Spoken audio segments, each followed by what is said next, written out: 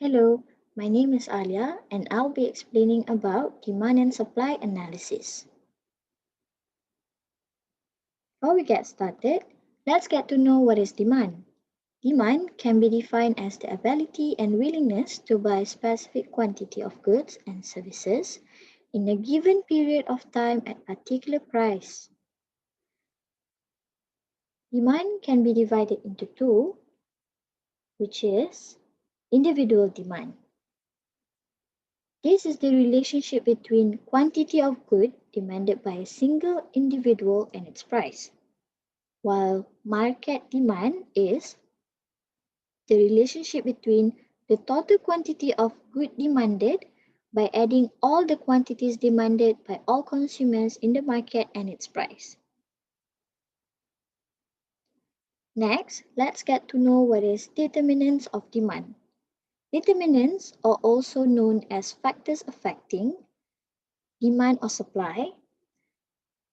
The factors affecting of demand is price of goods, consumer preferences, consumer income, number of potential consumers, changes in prices, socio and economic conditions, consumer expectation of future prices. Next, law of demand. Law of demand is where the higher the price of a goods, the lower is the quantity demanded for that goods and the other way around. Which we can say that law of demand have a negative relationship. Next, supply. The definition for supply is the ability and willingness to sell or produce a particular product and services in a given period of time at a particular price. Supply also can be divided into two, which is individual supply, which is the relationship between the quantity of a product supplied by a single seller and its price, and market supply is the relationship between the total quantity of a product supplied by adding all of the quantities supplied by all sellers in the market and its price. Determinants of supply are price of goods, cost and availability of the factors of production, changes in prices, level of technology, government or economic policy, producers, expectation of future prices, and number of suppliers. Law of demand states that the higher the price of a good, the greater is the quantity supplied for that good, and vice versa, which we can see a positive relationship between the price and the quantity.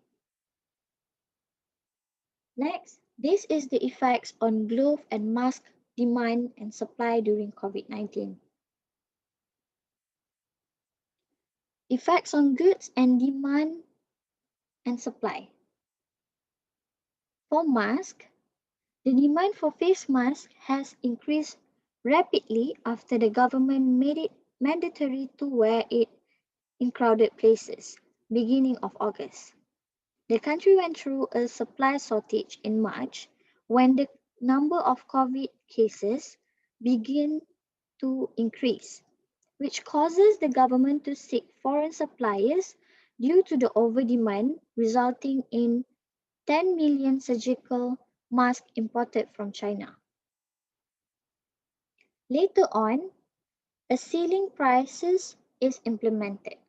Prices are reviewed several times and regulated by the government in order to ensure consumers' ability to buy, as it is mandatory to wear it outside,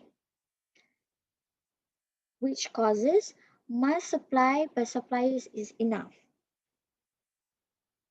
Government has confirmed that mask supply for public is adequate for both public and healthcare sectors. This is because of the new implemented ceiling price and also because of numbers of suppliers in the country is enough to cover all of the demand. The producer has decided to control the production in order to keep a minimal losses for the suppliers. Next, glove. Has an inelastic demand, which means that glove quantity is static when price changes. Even when the price goes up or otherwise, consumer preferences stays the same and unchanged. Due to the pandemic, Malaysia faced enormous shortage on glove materials, raw materials. The cause is the pandemic itself has resulted in a change of user behavior that has continued to increase demand for glove. On top of that, glove dipping is a long process to begin with. It's not only health sectors are in need of glove. New group of users are also in need of it, such as airlines, restaurants, retail apparel chains, and hotel operators, which then causes shortages in supply. Glove production have been facing shortfall and operation of goods is being suspended due to constant change in regulation. And also cases spike in one of the biggest producer of glove company in Malaysia.